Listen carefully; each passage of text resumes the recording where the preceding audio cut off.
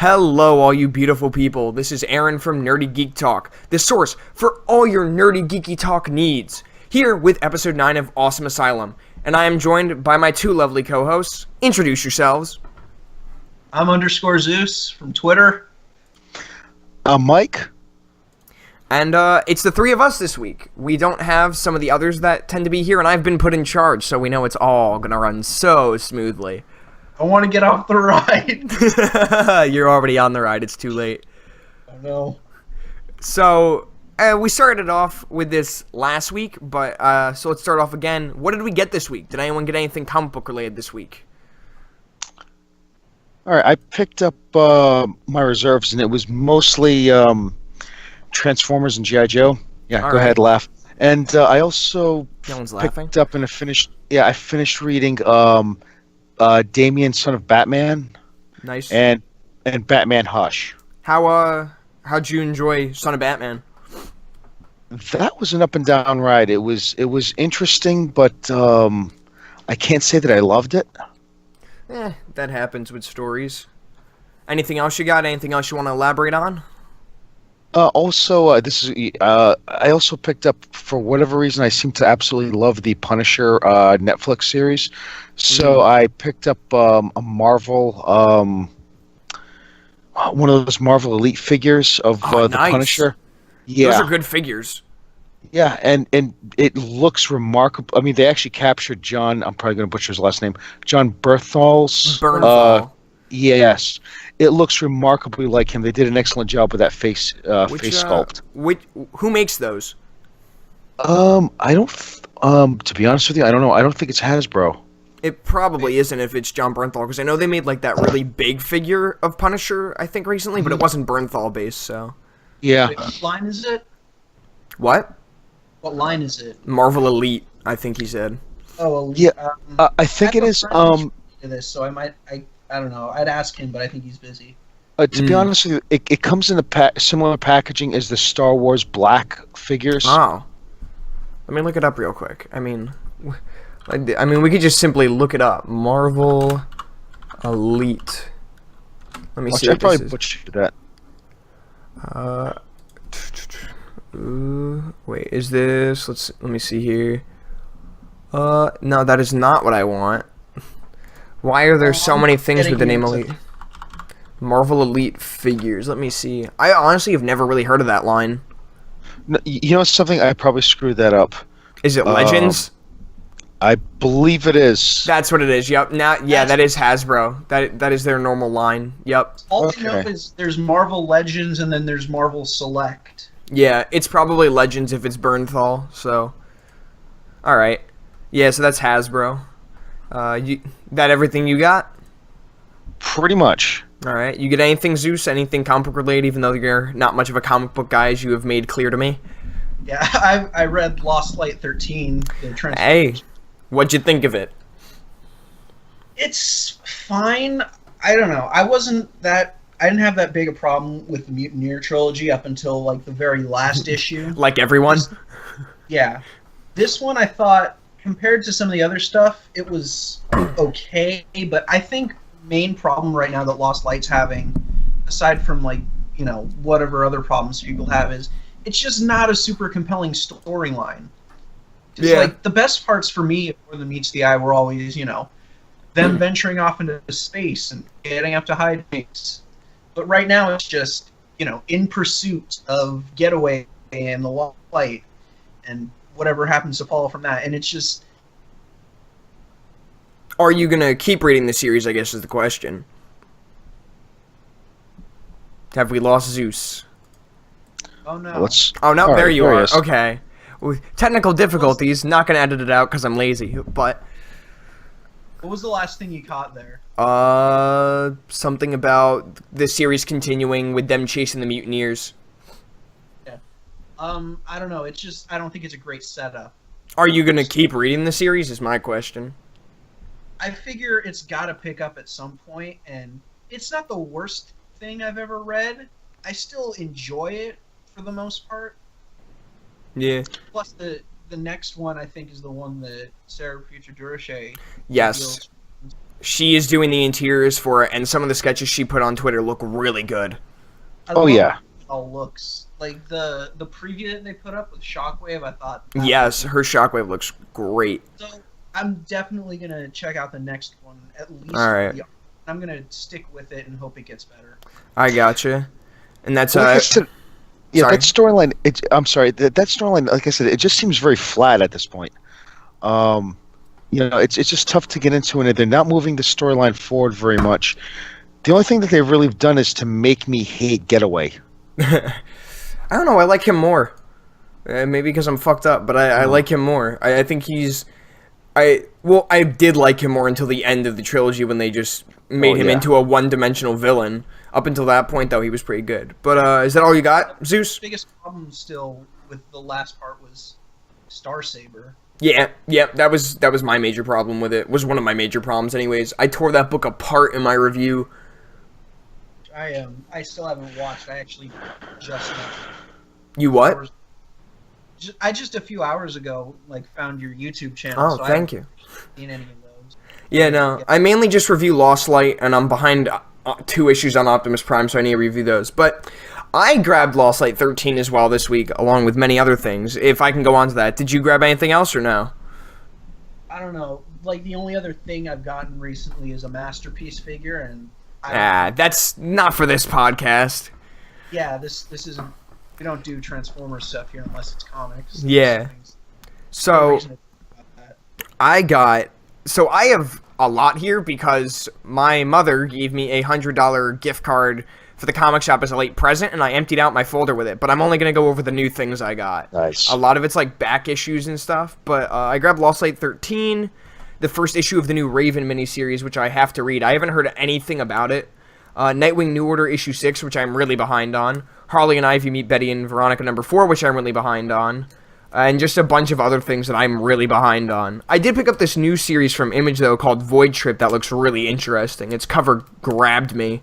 It's like this. I grabbed issue 2 first. I couldn't find issue 1, but I finally found it. But issue 2 just has this dude in a spacesuit with what looks like pink blood just dripping down his arms and just a hole in his chest where the title's written. It's a very interesting cover. I have no idea what it's about, but it looks very interesting.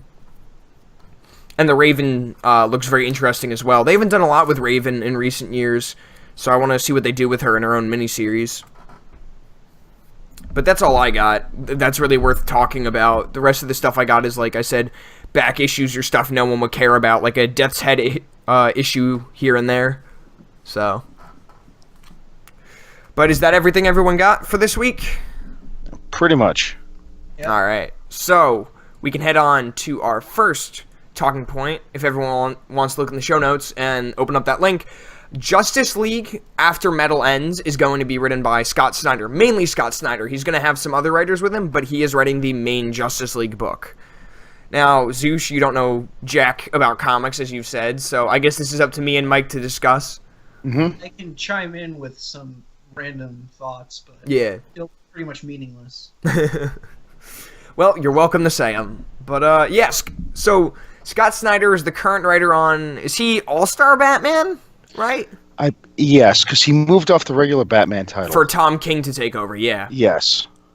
So, yeah, he's doing All-Star Batman, and he's writing Metal, along with Greg Capullo doing the art. Those two make a power team, they really do, but he's not doing Justice League with him. No, as a matter of fact, looking at the article, it doesn't, they don't know, didn't name the artist yet. I find it interesting that purple creature that they have in that sketch in the article. Yeah, I find it interesting that's there. I wonder if that's how that's going to factor into the story, if at all. Yeah.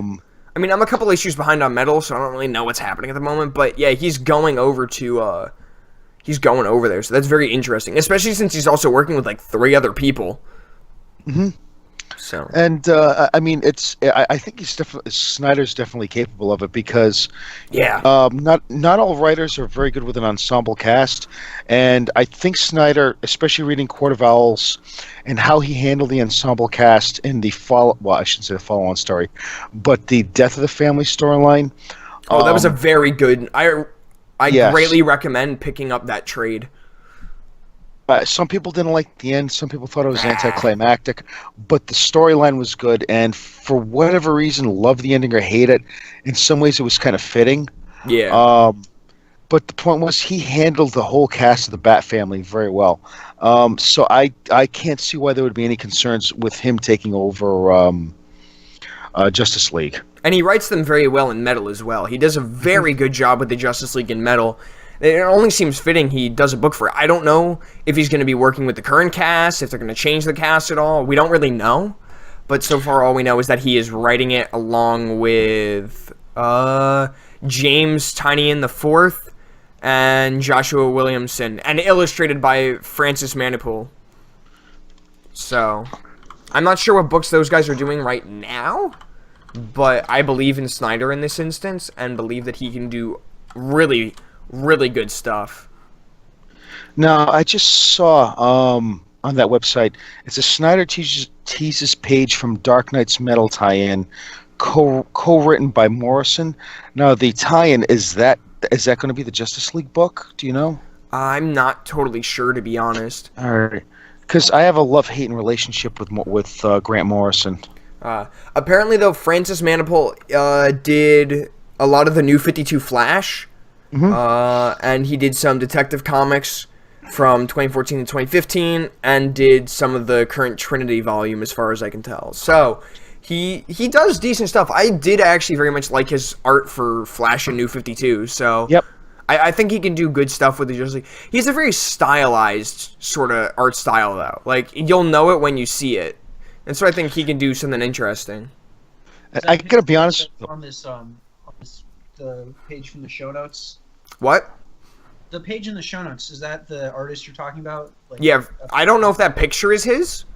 But yeah, because it looks kind of like his style, very rough sketch.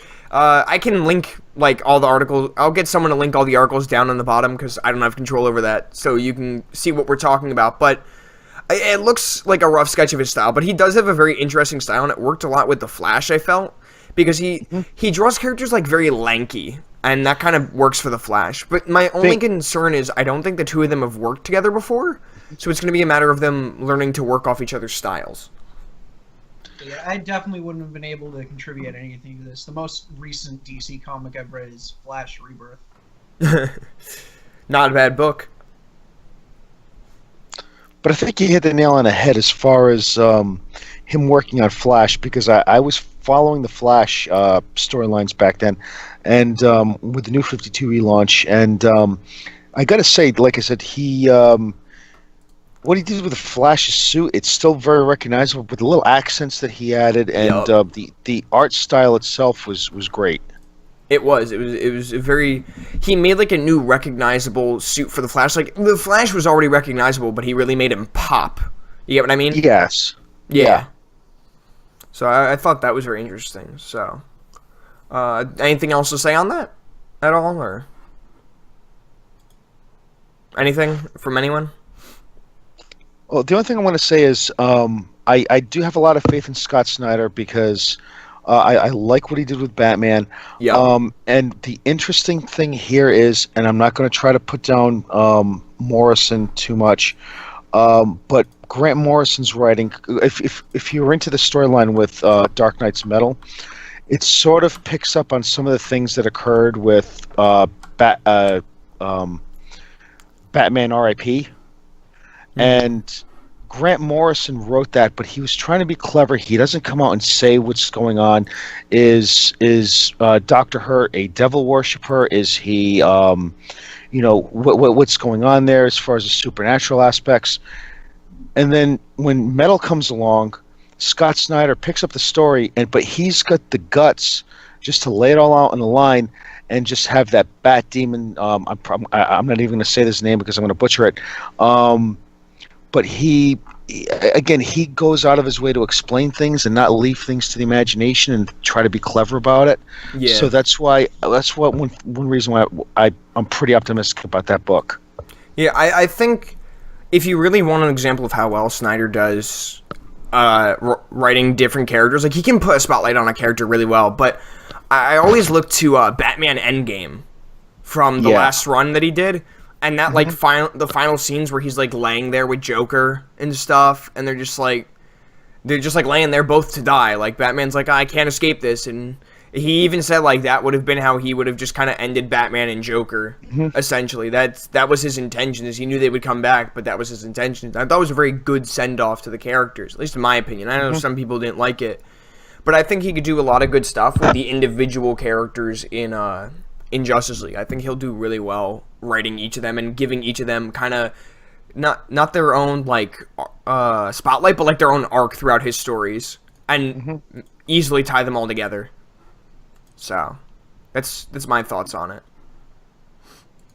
But if there's no one else has anything to say on that, because we have another thing to discuss involving some DC comics, and that is Doomsday Clock number 4 got delayed until next month, right after the announcement that it is going bi-monthly, so it will not end until the middle of 2019, and that has big repercussions for everybody else. Yeah. Doomsday Clock is something I actually know. I haven't read any of it, but I know that that's the Watchmen one, right? Yeah, so essentially, the reason this is a big problem, Zeus, is because when Doomsday Clock ends, so Doomsday Clock takes place slightly in the future. All of the books were going to catch up to when Doomsday Clock started the moment it ended. So once issue 12 of Doomsday Clock came out, all of the mainline series would be at Doomsday Clock issue 1. So you could just go back and reread through the whole series in one sitting and know where you are, essentially. And they pushed it all back, which means everyone has to write filler stories, or they're going to continue as they are, and everything's going to be mistimed. Yeah, that just doesn't seem like a good move in general. Well, they did it, and I thought this was very good reasoning, was that they wanted to make the story as best as possible. They wanted to keep the 32 pages per comic. I think comics are normally, 22 pages? Yes. So an extra 10 pages a month is a lot. So they managed it for the first 3 months, but I think them making it bi-monthly helps that story, but it doesn't help the other stories. I think it's going to hinder a lot of the other runs. Unless they make everything run bi-monthly. Yeah. But they're not going to. They'd lose too much money. So. Yeah, I mean, I hate when you're either in the middle of a story, and for whatever reason they got to drag it out, or you just reach the end of a story arc and you're looking for the next thing to start, the next storyline to start up, and then you walk into the store, you pick up the book, and what do you read? It's just Batman going on a double date with Superman. Okay, that issue was pretty good.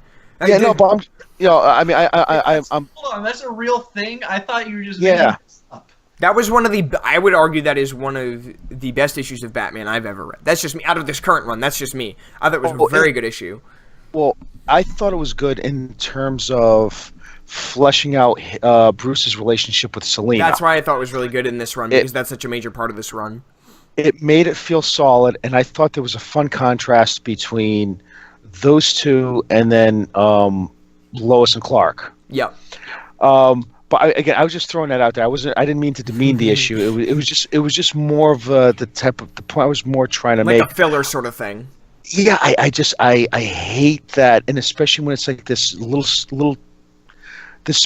story that doesn't go anywhere. It doesn't really fit in sometimes, and this again, I don't know what they're gonna do, but it's gonna be tough for your DC fan, and you go in that last month and you just get filler story after filler story. Especially with a few of the comics like getting canceled in the next couple months, or have already been. So they're gonna have like sort of gaps there with stuff they could do. They could possibly fill those with bi-monthly comics, but we'll have to see. I mean, I know Flash is starting up a storyline involving Grodd right now, and then they have the war, or like the Flash War soon, that's going to start in the annual. So I mean, they could drag the Flash War out a bit, but not too much. Superman's kind of doing whatever. Action Comics already has Booster Shot set at 6 issues. So, and that's bi-weekly, so it's like they can't really drag out much with that one. A lot of the series you can't really drag out much without hindering the stories. Some of them you could do it reasonably, like I said with Flash War, but other ones, we'll have to see if they even drag it out. Yeah, it's going to be. I mean, again, I'm looking forward to Doomsday Clock, but I just hate what it's going to do to, or what it potentially could do to the other stories. Yeah. It's a sense of, do you sacrifice one major story and fix the rest, or do you just let the rest kind of sink while one takes all the air? We'll have to see. Because rumor has it that this could be sort of kind of like a Flash. Again, this is a rumor, and I don't even know if it's right. So please take it with a huge grain of salt.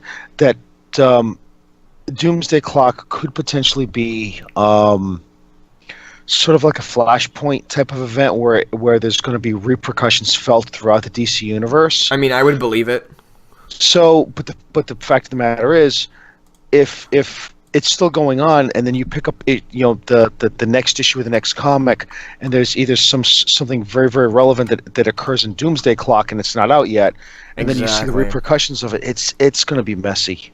I saw that in a recent issue of one of the Transformers comics. I was reading it, and I think I mentioned it in one of my reviews or whatever, but they referenced something that wasn't even out yet for like another whole 3 weeks, and I was like, yes. Well, okay. That makes no sense to me because I have no idea what happened in that book because that book isn't out yet, but alright. So. Was that Lost Light 12? Because I remember them referencing something going on between, like, Deathsaurus and... Yeah. I'm not sure. One of them referenced, I think it was, one of the books referenced Transformers vs. Visionaries #1, I believe, like, weeks before it was out. Oh, I'm not caught up on anything other than just Lost Light. I'm not sure. Or maybe Transformers vs. Visionaries referenced something. One of the two referenced something that wasn't out yet. That's all I know. Oh wait, I'm not caught up on the Visionaries thing yet. So that is actually taking place in the main Transformers universe. That is very much taking place in the main Transformers universe because it very much has repercussions on the rest of the universe. I'm kind of sad to hear that, but it is not good repercussions. I mean, that whole thing is like a topic for another discussion of who should have the power, the editors or the writers, or like should corporate greed run it, because it's corporate greed running it at this point and it's running it into the ground. But that's a discussion for a whole other time. So, but yeah, Doomsday Clock is setting up like it's going to be some form of like big event that's going to affect everything. That's what it feels like anyways. Yeah, and because the thing is, I'm sorry. What? Didn't they just reboot the universe again? They didn't reboot it. Rebirth was kind of like, oh shit, there was this weird like amount of time that just kind of went missing, and we're trying to figure out why it went missing, and that kind of plays into Doomsday Clock a bit. So they're basically just doing Young Justice. No. The way it happened was so New 52, I think, was it? Or no, something like with Flashpoint, New 52, and Rebirth, there's like just 10 years of time missing, and even like people are missing. Like Wally West at the beginning of the Flash, or no, at the beginning, one of the beginning of the runs, either Flash or Titans, he like he's essentially being forgotten. No, it was in the Rebirth book itself. That's what I meant. He's being forgotten by everyone. Like no one knows who he is. Yes. So every time he comes out of the Speed Force, someone forgets him again. And the Speed Force is kind of like getting rid of him. Like the universe is kind of correcting itself. And then Barry remembers him and he's pulled out of the Speed Force. And they're like, holy shit, how could we forget you? And then they're like, someone did this. Supposedly, it was one of the villains of the Titans. But a lot of people think, and I think too, that there's more to it than that. And it's probably going to be involved in Doomsday Clock. Now, this again, sounds all way too complicated. My head hurts. Yeah. This information dump. Just know, 10 years of time went missing from everyone's memory. People disappeared. People remembered them, so they came back, essentially. But wasn't there a little bit of universe mishmashing because we had the new Wally West and the old Wally West? Yes, that was like the people disappearing. Yeah, that was the whole like 10 missing years and people disappearing is like, well, how are these characters here together? Like one replaced the other, essentially, in the universe. So it's very interesting. I just wonder if Dr. Manhattan, because again, he's uber powerful. Yeah. can potentially manipulate time and space. So I wonder what he has to do with this.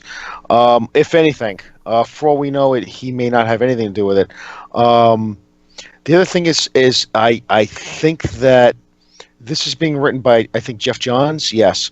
And Jeff Johns also said he wanted an interesting lead into a storyline that was introduced way back with the three Jokers existing, or three different. Yeah, this supposedly has to do with that, and like they've been setting this stuff up for a while. Like you had the Button months ago doing stuff. That had to be like almost a year ago now, probably more. Like, I want to say more than that. Yeah.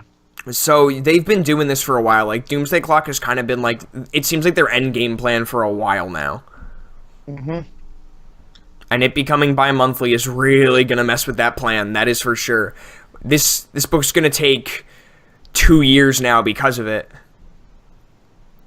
So we're not gonna see the end of it until middle of 2019, and it started like what, November of 2017? I'm gonna say. I think, because we're on issue 3. So it makes sense. Yeah, it'll be interesting to see where it goes. It was supposed to be done by the end of this year, so what are you gonna do? It's just how things go, I guess. Podcast, that's what you're gonna do. What? You're gonna complain about it on a podcast. Exactly, like we are right now. Oh, that's so meta. Oh my god, we're already making meta jokes, and we're like only 2 episodes in from the revive. We've hit the 4th wall, everybody. Welcome. Now we just have to shatter it. All right. Oh my god, what is this man sitting here behind this mic speaking words? Don't look at the man behind the curtain. There is no man behind the curtain. There is no curtain. The curtain is an illusion of your mind. Welcome to the Twilight Zone. Exactly. X-Files. Goosebumps. We're just gonna I'm just naming off horror things that I know but I've never seen. R.L. Stein's The Haunting Hour. Oh my god, I forgot about that. Tales from the Crypt. Now that I know. I'm out. Are You Afraid of the Dark? Oh, that's the other one with the Midnight Society. Okay. That was like the Nickelodeon one, I think. I thought Goosebumps was the Nickelodeon one, and then also, I don't know. I think they were both Nickelodeon. Probably. All I know is Are You Afraid of the Dark was Canadian. All hail our SpongeBob overlords. All hail our SpongeBob overlords. Victory Screech. Oh god. All right. That's probably why it's not a great idea to record after midnight. Oh yes, it is. For us right now, it is 12:45 in the morning Eastern time, at least for me. Pacific, it's like 9:45. Are you in the Pacific time? I am in the Pacific time. Oh well, lucky you. Right in Southern California. I still have to edit my Lost Light review after this. Oh. But hey, you know what? I wasn't gonna sleep much anyways. Oh. So, on to our next topic, which has everybody on Twitter yelling at each other, screaming, throwing hissy fits, saying, "Oh, it looks like a costume from the Halloween shop." We've got Brie Larson's outfit for Captain Marvel. We've got shots from the set. And you know what I have to say? And people may disagree with me.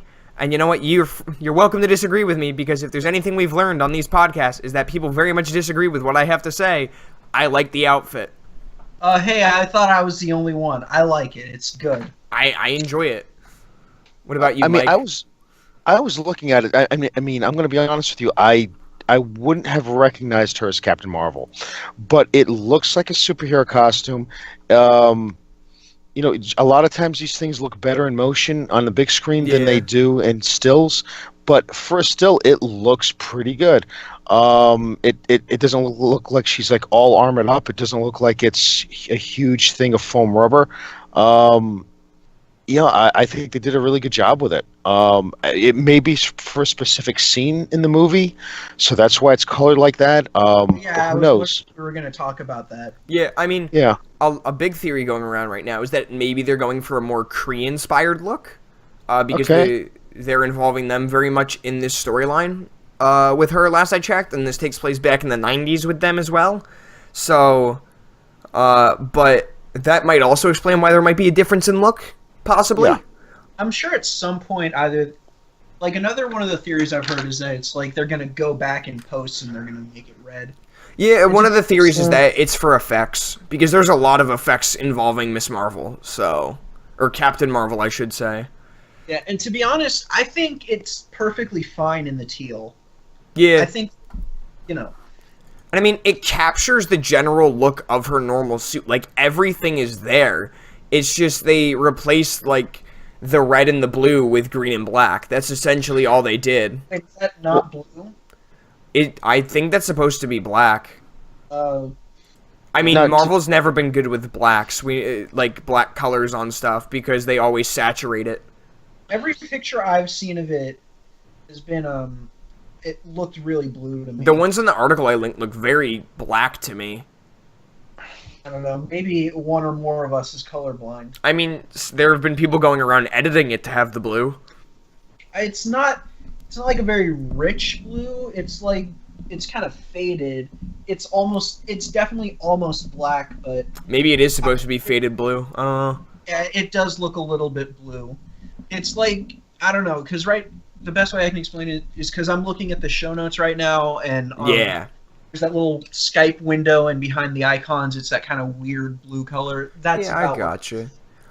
What is it? And a lot of people are complaining that it's like too baggy, blah blah blah. I'm like, she is a Air Force officer, and Yes. that is very much like a flight suit. That reminds me of like a modified flight suit. That's what I think when I look at it. Yeah, I can see that. Like it's somewhat baggy, but it still holds tightly. So I just don't know what all those newspapers are for. I who knows? It just looks like she's disappointed at whatever she's reading. That's what I know. Well, maybe it was bad news that day. Bad news that they Kree invade, and we know No. Marvel is going to be in this, and he had a very green-inspired outfit at one point. I mean, it Yeah, that became was just like his original suit, wasn't it? yeah, what it became red, gold, and blue at one point before she became Miss Marvel, but it was green and like gray at one point. Last I checked, at one point he did have normal Kree armor, if I'm correct. So she could also be basing it off of his armor in respect for him if they're tying them together in this movie because he's gonna be in it. Or it could be one of those things where he just happened to have an extra flight suit and that's it. Yeah, or it could be that there just happened to be an extra suit on his ship, and Or it it's his just suit. happens Maybe to he's fit her. dead. Yeah, I mean because he dies and it gives her powers. That's how it's mostly done. So we could- it, At this point, we can pretty much say anything, and it could either be true or not true because we know Jack about this. Well, Yeah. exactly. This she may only be in this suit for a short amount of time. Number one, exactly. so it may only be for a scene or two. The other thing is, I don't know. In my opinion, it doesn't look bad. It's different. That's what it is. Yeah. Well, and the other thing is, I think The biggest problem is that people have. everybody had a problem with it. If DC if this would have been a DC character, I don't think anybody would have had a problem with it. The thing is, Marvel Comics, when you see their characters on the big screen, they're for the most part it looks like they're being peeled right off of the comic books and thrown onto the big screen, for the most part. And I think when you with this, because the colors are different, and I think being a Marvel character, people just expected it to be a lot closer to what we saw in the comic book pages. Yeah. I like that if this is what they go with, they are trying to kind of branch out and do something a little bit different from just, hey, here's what this suit would look like if it was in our world, and it basically looks the same, but you can actually see some of the wrinkles or the seam lines. Yeah. Some of the pattern from the plating. Yeah, I mean, I think it's a very interesting design they went with for sure. Very, like I said, flight suit-like design, which she's never really worn. Like, I mean, her newer costume looks more like a modified flight suit in the comics, but it's still like really tight-fitting and doesn't really scream flight suit. But it could be argued that it's more like a flight suit than the original one. That's for sure. So Maybe it's a space flight suit. yeah, I mean, I'm just happy that there's no high heels. yeah. That just would have made it look stupid. That would have, Also- if it was platforms, it would look so dumb. Yeah, how can you superhero in high heels? That's what I want. Oh, people do it. Didn't Scarlet Witch's boots have platforms in them? Maybe, maybe not. I don't remember. But yeah, I think it's a decent looking costume. I think I think Brie is definitely looking the part somewhat, at least. Yeah. It's definitely interesting that they didn't go with like her modern iconic hair design.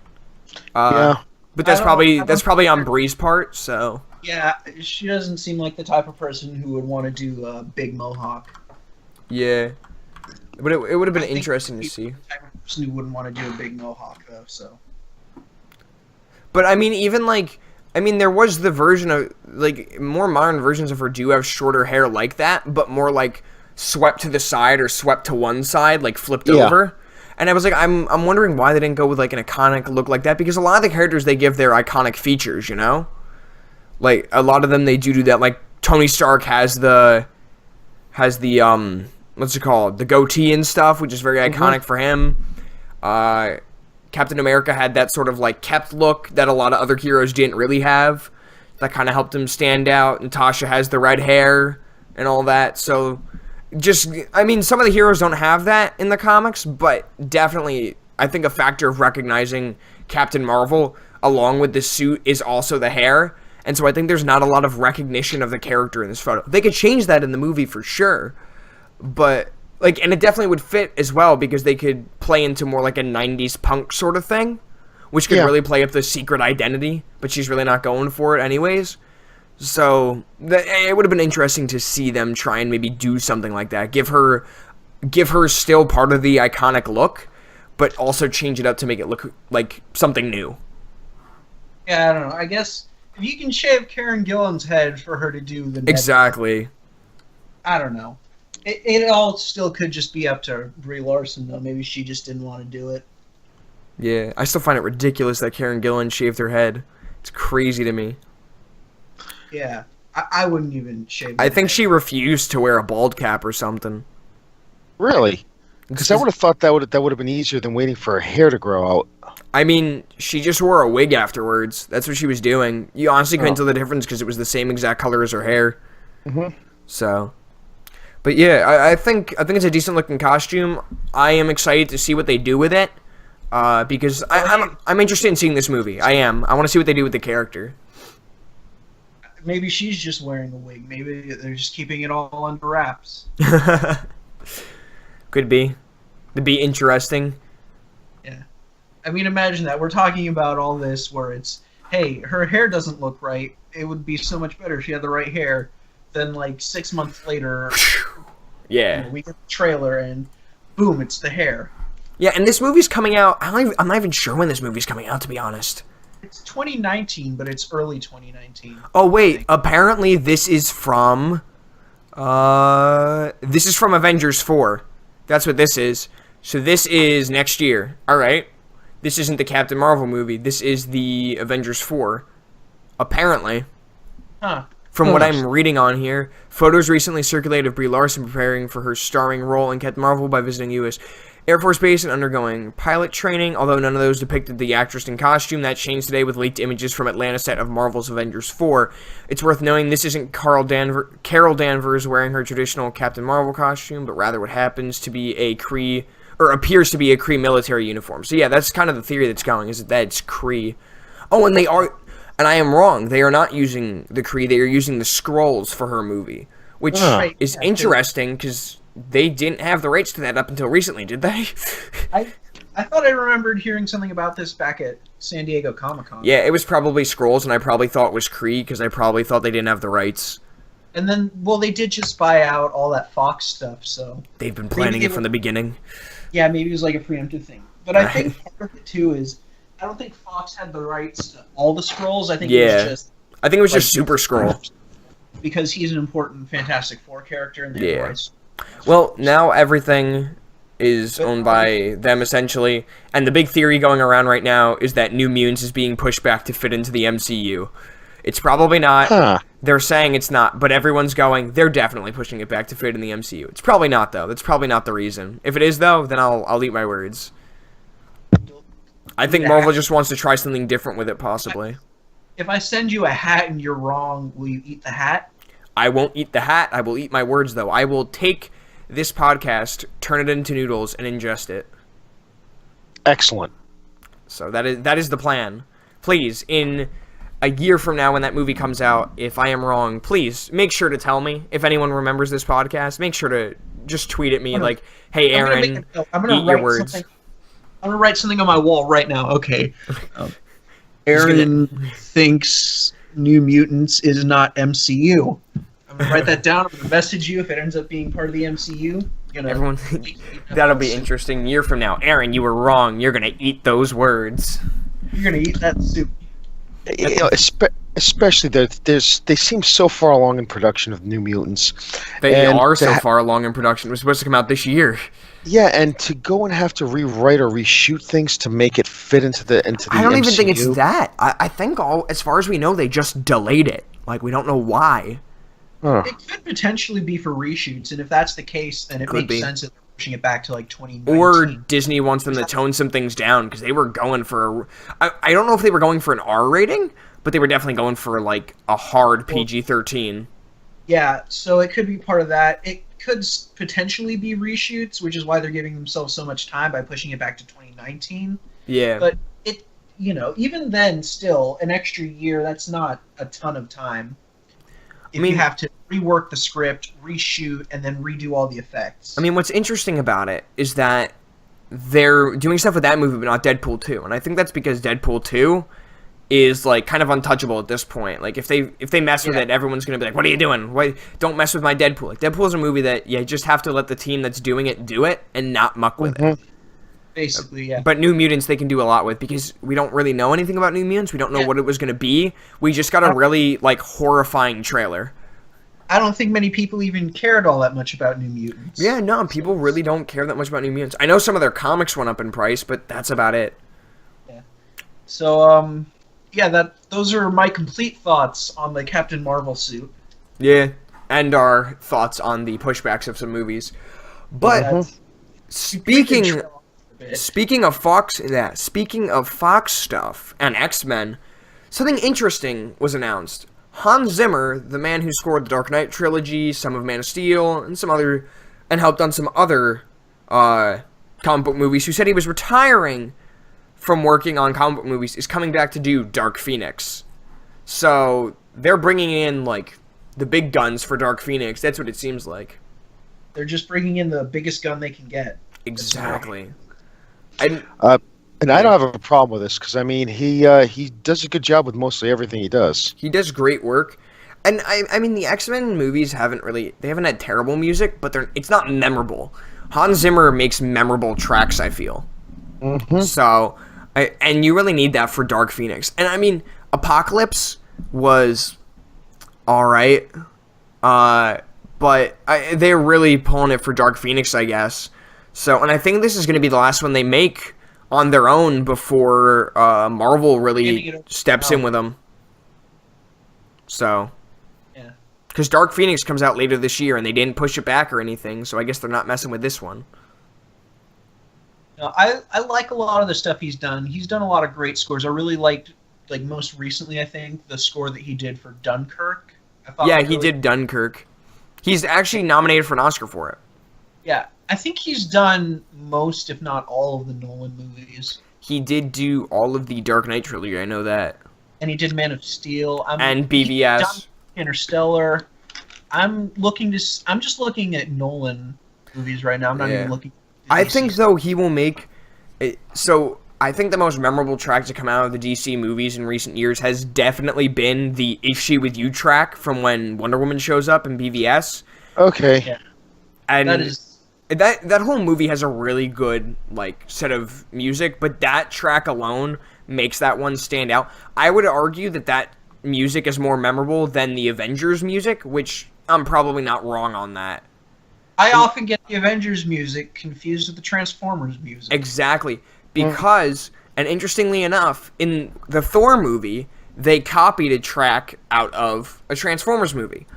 I watched a whole video on it, and apparently Marvel has this problem where they bring in composers after the directors have already been like, I want a track like this. So the composer has to essentially make a track like that one. And you can tell that DC didn't really do that because the Wonder Woman track is very, very unique in the scope of movies right now. So I want to see what he does with Dark Phoenix. I think he will make some really good themes. Simpsons movie. I'm not surprised, honestly. I'm Well, just what- looking through all the movies he's done. He's done a lot. It looks like he's done most of the movies Nolan's done. There are a couple that I think are missing here, but at least all the superhero. He does a lot of stuff with Fox and Warner Brothers. Yeah. So. At least Batman Begins and Beyond, he's done. Yeah. Because he did Inception too. Ah. But yeah, I think he'll do good with Dark Phoenix. I think he can make some really chilling themes. Well, that's what I really like about Zimmerman, is just that. Excuse me, Zimmer. Just looking at the Dark Knight trilogy, I don't know how to put it, but it just enhances the mood. It enhances the scene. Yep. It pulls you in, and I think that would be a great thing to do with an intense storyline like Dark Phoenix to begin with. Because they're going to go dark with this one, probably. I mean, they went dark in Apocalypse with some stuff, but I think they're going to go dark with Phoenix, no pun intended, for this one. And I think Hans Zimmer's tracks will only enhance it. And I mean, Zimmer doesn't, like, just do anything. He must really want to do this if he's coming back for it, like, out of retirement, essentially, for superhero movies. Because he hasn't done one since BVS, and there's been a bunch of superhero movies since then that he could have done, so it'll be interesting to see what he does. Any other thoughts on it from anyone? I hope it's not going to be another Amazing Spider-Man 2 score. Yeah, that's the only. Well, other thing. he helped on Amazing Spider-Man. I don't think he did the full score for it. Yeah, it was him, and it was what's his name? Pharrell, right? He's the one with the hat. I don't know. I think it was him and Pharrell who ended up doing the score, and it was just no good. That entire movie is just kind of trash. So Yeah, just I'm not leave going it to at deny that. I don't. the think cinematography is good, but the rest is just kind of like Jesus. I really don't think that Sony has done anything worthwhile recently. The Venom movie has been ridiculous. The stuff they're showing, it's like, oh my god, look at Tom Hardy acting in an alleyway, and it's just him going, ah, like. I've not been keeping up to date with anything on the Venom movie, so. They revealed a picture of him as Eddie Brock, and I'm like, it's just Tom Hardy wearing a shirt. Like, why? What do I? Oh wait, he has a journalistic notepad in his hand. Oh my god, and he's looking stoic. I'd actually love to see some footage of Tom Hardy screaming in an alleyway. It's out there on Twitter somewhere. They released like 6 seconds. 6 seconds. Send that to me. My Twitter is @_Zeus. That's the full word _ spelled out. So someone just send that to me, please. Yeah, it is something else for sure. It's literally just like the crew moving and then them stopping and Tom Hardy running into frame, grabbing his head and going, "Rah!" and then just keep on running. And it is hilarious. This sounds amazing. I must find this. But there's rumors circulating right now that Tom Hardy's going to show up in it. Or not Tom Hardy, Tom Holland. Okay. Tom is becoming the new Chris. So, that's the possible theory, is that he's going to show up in it as Spider-Man. It seems like now Tom is becoming the new Chris too, because there's Tom Holland, Tom Hardy, and then there's all the Chris's that are. Yes, so many of them. It's fine. And then Tommy Wiseau in Thor Ragnarok. Wait, what? Everyone was joking that Loki looked like Tommy Wiseau. Well, Yes. no, He looked very much like Tommy Wiseau in that movie. I've not seen these comments. You're tearing me apart, Thor. I did not hit her. I did not. Oh, hi, Father. Yeah, that. Oh man. But there really isn't much else to say on the Hans Zimmer thing, and I know you wanted me to add in the next point. You wanted me to add in, Mike. So if you want to talk about it. I mean, I just didn't know how long the podcast was going to run. Basically, it's the whole storyline between regarding the return of Wolverine. Actually bring back the original Wolverine, Logan himself. And I think it's kind of somewhat interesting the way they're doing it. I don't know if this is overkill. I don't have a whole lot of information on it, but I know that they're going to explore 4 different genres of comic books. Yeah. That there's going to be a one-off story that's gonna kick it off, and basically they're going to branch it off into 4 different storylines. I think at first, with 4 different genres. Yeah, there's like horror, action, adventure, like Yeah. But the thing is, I just wonder if they're going to be 4 different books or alternating stories, or is one book going to have, sort of all, Let me weave look in at and the out. article real quick to see if it says anything on here. But honestly, like this seems like one of those things that Marvel's doing for a cash grab. I'm not gonna lie. Well, part of the thing from what I understand is. Oh no, they're 4 one-shots. That's what they are. Oh, okay. It's gonna be Adamantium Agenda, which is action adventure, Claws of the Killer, which is gonna be horror, Mystery and Madripoor, which is gonna be dark romance, and Weapon Loss, which is gonna be noir detective. Here we are. Yeah. So I mean, I think it's interesting, to say the least. But this sort of feeds into a bigger thing. Because Marvel, I don't want to say they're tanking, but they were struggling with what they were doing with a lot of their main heroes. They're still struggling. I would consider their sales to be tanking. That's just me. I didn't want to go that far, but if that's the case, yeah. Their sales are shutting down shops. I would say that they're doing pretty bad. Yeah, I've heard a lot through Twitter about them not really selling as many single issues, and most of them. See, the big problem with distribution is that sales aren't counted by how much they actually sell, because the way it works is by how many. It's by how much they sell to the comic book shops. No, it's by how much they ship, even if it's not selling, because they'll send free copies to shops that are so much that they just take up room that the shop could use for other stuff. Marvel constantly overships orders, so that way it looks like they're selling more, when in fact they aren't, and even when they are, the sales still look terrible. Yeah, that's what I was trying to say. I'm just not with the words. And it's been killing stores, essentially, which isn't good. I know my own store is, like, at this point, not even putting out new Marvel stuff, essentially. Yeah, that's, And a lot of the other stuff I've heard is that they're doing better with, like, the trade paperbacks than the single issues. Yeah, their trades are selling a lot better than their single issues, yet they're still overcharging for trades by, like, $7, $8. Yeah. Now, the manager of the comic book store that I go to, and again, it feeds back into the return of Logan. He said, because what's happened with Marvel is most of their main heroes have been replaced by other characters. Like, Logan was replaced by his clone daughter. Which makes sense.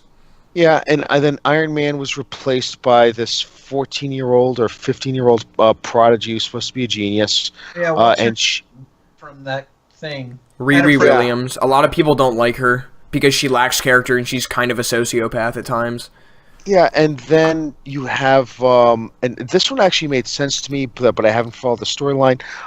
Jane Foster taking over as Thor. A lot of people like the idea, but the execution is very meh at times.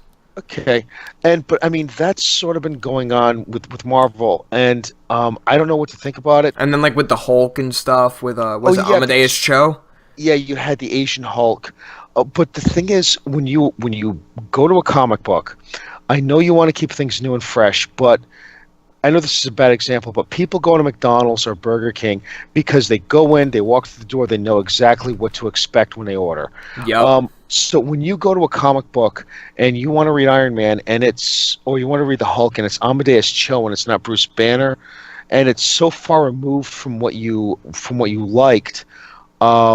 It doesn't even deserve to be the same title, essentially. Okay, yeah, but by the same token, I do want to keep things new and fresh, and I don't want to be close-minded. So, I'm talking out of both sides of my mouth here. But with Marvel struggling, I don't know if this is a sign of them trying to, for lack of a better term, get back to good. But by bringing Wolverine back, I wonder if they're trying to take a step in that direction to try to bring back the classic characters. We'll have to see. This is a whole other discussion for a podcast itself. This could be a whole special podcast in itself talking about Marvel and their practices and stuff, because there's a lot to go on with that currently. Very much so. Artists possibly getting blacklisted and stuff. It's crazy. Yeah, the comic book industry sounds like a really fun place to try to get into right now. Hey, well, I want to get into it eventually, but I'm a take no shit kind of guy, so if they try and give me any, I'm going to be like, well, try and find someone who can write better. Well, I'm just going to say that I'm sorry. That was it. Just good luck. That's the hope. I was just going to say that Marvel right now is kind of in messy territory because, again, this is what I heard. I didn't actually read it anywhere, but they said that again because the Fantastic Four I think got canceled. They got rid of Logan, and a lot of this had to do with the whole Marvel, Disney, Sony deal going on, or and Yeah, Fox. that's actually how it's been for a long while because Marvel doesn't want to sell books that'll sell movies that they don't get money for. Yeah, ever since Marvel Studios But now the came Fantastic out, so, Four is back with Marvel 2-in-1. which is kind of great in my head, at least. Good to hear, even though I'm not a big Fantastic Four I hear it's fan, really but- good. Oh, good. I was just sad to see them go. Yeah. So, and I'm anxious to see, what's going to happen with Wolverine in the comics, with him coming back and having an Infinity Stone and whatnot. So They're also doing old woman, I guess, Laura, right? That's the daughter's name. oh, So- really? Okay. They are, and the costume came out, and it looks really bad. Like, it looks like a bad Tron ripoff. Like, I don't think I saw a single person go, wow, that costume's amazing. Like, it's supposed to be like, oh, the opposite of Old Man Logan, where, like, everything's all gritty and disgusting. This one's like, the future's so amazing and everything's great. And it's like, but that's not what we want from a story. But that's, like I said, a whole other podcast in itself. So This doesn't have anything to do with any of this, but it's just something that's been running through my head because, like, I'm hearing a lot about things getting canceled. Whatever happened to that Luke Cage comic that Gendy was doing? I'm not even sure. Honestly, I don't keep up to date with Marvel books anymore. I don't really buy them. Because that was, like, the only thing I was mildly interested in from the most recent stuff, just because I'm Yeah. a really big fan of, like, Samurai Jack and the 2003. I just buy Star Wars nowadays, to be honest, from Marvel. Which even then, they're making some really useless comics. Yeah, and so that was something I thought, hey, if I ever see this as, like, a trade paperback, Yeah. or something, maybe I'll pick it up. But I haven't seen it anywhere, so I'm wondering. Not totally sure. I'll look into that for you. But, like, even Marvel with their Star Wars stuff is doing... They just announced, I think, today or yesterday, a book about DJ. You know, that, like, broker guy from The Last Jedi who got them that Oh, yeah. ship. Okay, yeah. Yeah, they're making a book about Yeah, him. Who wants to read a book about him? It's just, like, a character, but I don't really care much to find out more about him. Exactly. I'm like, I think he's the one character that everyone cared less about than Rose. Like, no offense to Rose, but she wasn't that compelling of a character, and a lot of people didn't like her. And DJ, I think, was liked even less because he had no character. I don't know. I thought his performance was fine, but yeah, I'm not invested in that character at all. Yeah. You know, like, he shows up, he does some things, he leaves.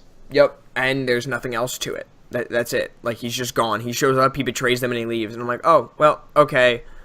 Alright, then. I guess that's what we're doing. And then we're making a book out of it now. And I'm like, this is like, no, nothing to any writers or artists, but I'm like, that's a waste of a writer and an artist that you could use on That's like- a better book. That's like doing a whole book about Nian Num. No one cares about him. He's just a weird fish man. Yeah.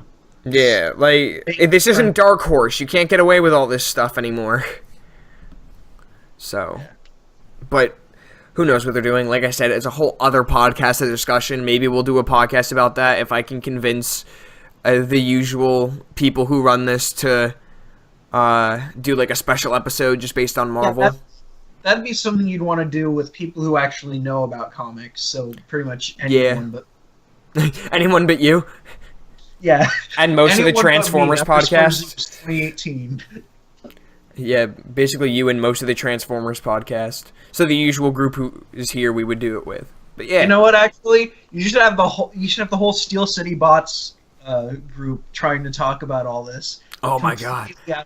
I most of them don't even read the Transformers comics. I think it's like, think that would I think it's just us really who read any of try them. to get just to try to get like Guy and Jared and all them to talk about something that's completely out of their depth. It would And be, completely out of my depth. I wouldn't even be there. it would be very interesting. Comment down below and let me know, or let all of us know, I should say. I always say let me know because I'm so used to doing my own videos. Let us know what you would like to see. If you would like to see us do a special podcast talking about Marvel, and even so, possibly the different companies and our takes on each one of them in the current market and all that, because there's stuff to talk about with Image, there's stuff to talk about with DC, there's stuff to talk about with Marvel, there's all kinds of crazy stuff. We'll probably try and avoid the politics in it, because even though that's a big talking point, but comment down below and let us know if you would like to see those. Yeah, because the politics, that would just make everything worse. I have mutuals on both sides of that argument, so I just kind of walk on eggshells nowadays. I just don't even talk about it because I don't care all that much about what's going on. If I say the wrong thing... Oh, you get blocked by people, trust me. Yeah. You saw what I put on Twitter, right? That dude who was just going around calling people Nazis, and I was just like, hey man, maybe we should just like be kind and treat each other with respect and have like a meaningful conversation about all this. And his response was to block me. And I was like, okay, I'm the bigger man here. He didn't call you a Nazi. He might as well have. He was going around calling everyone I know Nazis. That's fantastic. Yeah, it is not a fun situation talking about those politics, and I'm not going to go into it anymore here. I feel like we've already gone in too far. Yeah, so I'm just going to like draw it back. I might just cut this part out of the podcast. We'll have to see. But if it's still here, we didn't cut it out. I mean, there really isn't a reason to. We didn't go that far into it. But like I said, we won't discuss that kind of stuff. There are... What? Or, if it is still here, we did cut it out, and you just somehow found it. How'd you get it? Or I'm just a lazy editor. And I might not even edit out that double take I did for the intro at the beginning. We'll have to see. That's about the best way you could start the podcast. And now, guys, wait, I messed it up again. Let me restart. And now if you do end up taking it out, you're going to have to come in here and just take out this whole conversation about you taking that out. Exactly. It's just a lot more editing for myself, which I don't want to do. But, yeah, I mean, we won't go any farther into the politics. There are a lot better people on YouTube who discuss that stuff every day. And probably who are a lot smarter than all of us. Oh, that is very true. I talked to one of the people who does videos about it, like who goes very in depth with like what's going on currently in Marvel and the politics with people on Twitter and stuff. And he does some great stuff. Currently very sick right now with some form of lung infection, but Oh, that sounds fun. I tell him it's the cigarettes. It's the cigarettes coming back to haunt him. But hey, he's fine. He's living. Everyone's living. I think we've gone off track enough. We've covered everything in the show notes. Is there any topic that anyone would like to bring up before we finish this off? Feel free to pitch a topic about comics in any way, shape, or form. Who's excited for Black Panther next month? That is going to be interesting. We should do a Black Panther review episode after it comes out, and we'll have to have Eric on because I think he is the most excited for it among us. Also, something I just thought about earlier today, I think it's really fitting that the newest Avengers is going to be coming out on the same day that the first Avengers came out, but is it? 6 years later. Yeah, they both came out on May 4th. Huh. Also, fun fact, Iron Man came out on my 8th birthday. Oh wow. So we are old. You. We are old. This year, my birthday is the 10th anniversary of the Marvel Cinematic Universe. Damn. That's crazy. To the day. That's kind of cool to me. They just took part of your life energy to put life into that. It's what Disney does, doesn't it? Well, that was Marvel at the time, but hey. That'd be why my parents always say I'm like an old man in the body of a 17-year-old, I guess. But with Black Panther, I mean, I'm excited, but I'm not that excited because it's just another movie where he fights an evil version of himself. So, I mean, Claw's in it, but that doesn't, just having Claw there isn't exciting enough for me. So, I don't know. I'm not even that excited for Infinity War, to be honest. Any expectations I could have aren't going to be met, so why get excited? That's my thought process on it. Very pessimistic, but true. Well, right now I'm more excited for more curious about Black Panther because... Oh, definitely. It just seems like there's a lot more, I don't want to say hype around it, but we're seeing because we're seeing a second-tier character actually break, what is it, internet record sales for tickets sold. Oh my god, yeah, they were all sold out in the first hour. Yeah, so that's one thing that's got me, sort of interested. I think at this point, for a couple years now, I've been hearing about people talking about, eventually people are going to get tired of all the superhero movies because there's just... Clearly not. ...coming out. I think at this point, we're maybe starting to hit that. Oh, I'm hearing a lot more about people saying, oh, I'm not actually all that excited for Infinity War or Black Panther or whatever it is that's coming out. a year ago, 2 years ago, it seemed like everyone was still really into everything that Marvel was doing, but now I'm hearing more and more. I think it's because all the trailers are kind of the same nowadays. Yeah. Like, I was very excited for Thor Ragnarok because of how that trailer was set up and how different it looked from all the other ones.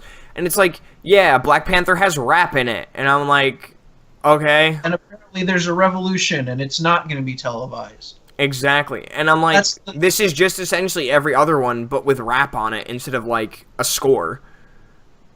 Yeah, that's legitimately the only part of the trailer I remember. So, I'm still going to see them all because I've seen every Yeah. Marvel Cinematic Universe movie to date. I kind of regretfully so. I've had to sit through More terrible movies than good ones. I like most of them, actually. I've had to sit through 2 very bad Thor movies, though, and... I thought the first one was good. Okay, one that was... One decent and one very terrible, and then a third one which was amazing. Yeah. And then there's been a couple others that I wasn't huge on, like Age of Ultron. I've never gone back to watch that one. I still consider it better than Civil War. Oh, that's just you. I don't like Civil War. The only one that I can't even think of that I've wanted to go back to. There are only a couple of them are like the first Avengers and the newest Guardians of the Galaxy. Because I'm one of the people who falls on the side of I think this is great. I think it's probably better than the first one. Ugh. You're never coming on this show again. Okay, that's fine. I don't know that much about comics. I'll keep my opinions quiet because I want to come back next week. Nah, I'm joking. But I didn't like Guardians 2 as much as the first one. I laughed at like one joke in Guardians 2.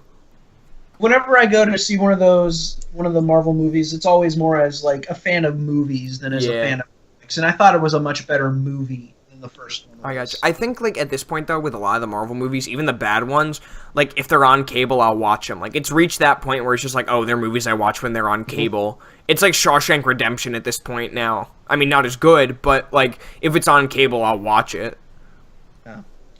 I don't even watch cable at all. I have Netflix. So. My grandma has cable, so if I'm sleeping over there and there's a movie on, I'll just like watch it there. My thing is just if I'm staying somewhere and I don't have my phone or whatever, and it's the late enough at night, I'll end up just watching reruns of Friends on Nick at Night. Oh God, I'm so sorry. Nice. Hey, it's not like I don't like Friends. That's true. I like Friends. My friend I just watch it too much. My friend Tyler actually hates Friends because of all the reruns on Nick because he would fall asleep to Friends and he would wake up and there would be Friends, and now he hates the show because of it.